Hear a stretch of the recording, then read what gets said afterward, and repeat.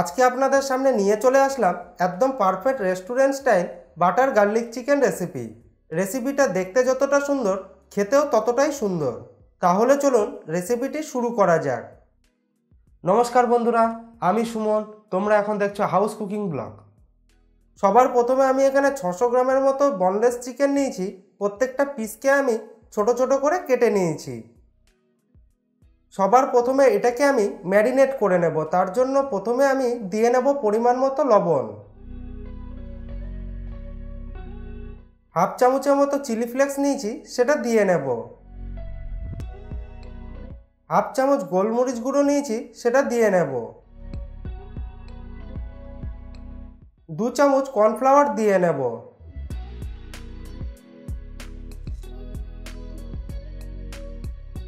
2 চামচ আদা বাটা দিয়ে নেব। এবার এটাকে ভালো করে মিক্সড করে নেব।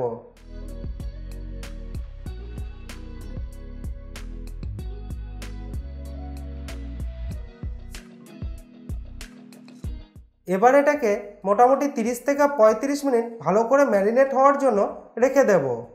তাহলে সবার প্রথমে আমি স্প্রিং অনিয়নগুলো চপ করে নেব।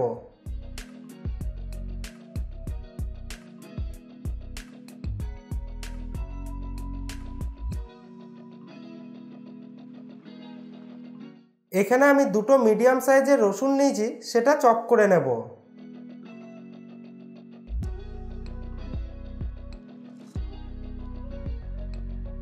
এবার 4টে কাঁচা পাকা লঙ্কা চপ করে নেব।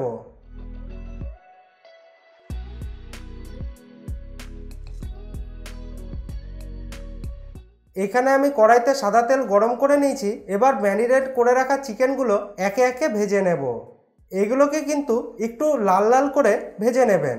আমার ভিডিওগুলি ভালো লেগে থাকলে অবশ্যই লাইক, শেয়ার এবং কমেন্ট করে জানাবেন। চ্যানেলটিকে সাবস্ক্রাইব করে রাখবেন, বেল আইকনটি টিপে দেবেন আমার পরবর্তী ভিডিওগুলি সবার প্রথমে পাওয়ার জন্য।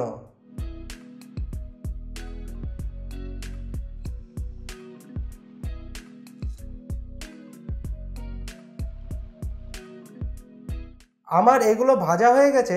এবার এগুলোকে একটা পাত্রে তুলে নেব।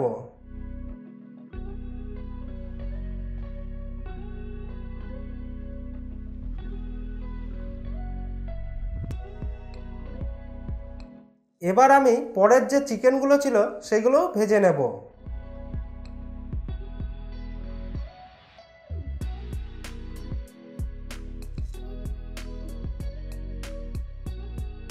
এবার এগুলোকেও আমার ভাজা হয়ে গেছে। এবার এগুলোকে একটা পাত্রে তুলে নেব।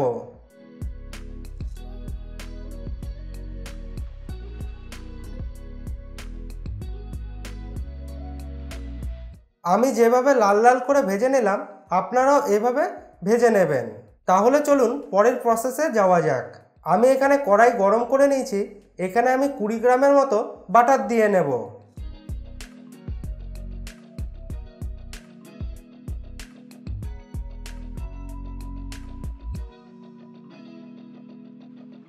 এবার আমি এর মধ্যে চপ করে রাখা রসুনগুলো দিয়ে নেব।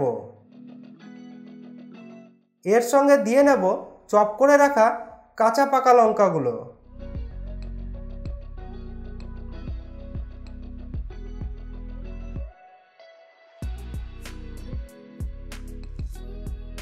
এটাকে আমি 1 থেকে 1.5 মিনিট ভালো করে ভেজে নেওয়ার পরে স্প্রিং অনিয়নগুলো দিয়ে নেব। এবার এটাকে মিডিয়াম হিটে 3 থেকে 4 মিনিট ভালো করে ভেজে নেব।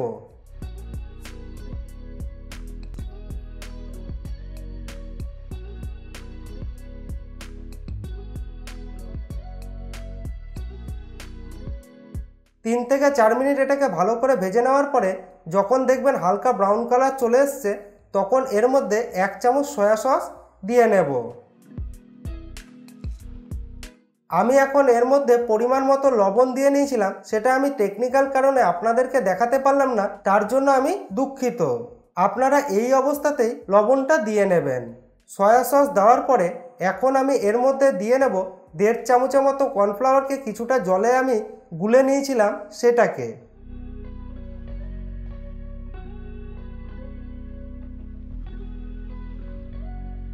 কর্নফ্লাওয়ারটা দেওয়ার পরে কন্টিনিউ নাড়তে থাকার পরে যখন দেখবেন কালারটা এরকম চলে এসেছে, তখন এর মধ্যে ভেজে রাখা চিকেনগুলো দিয়ে নেব।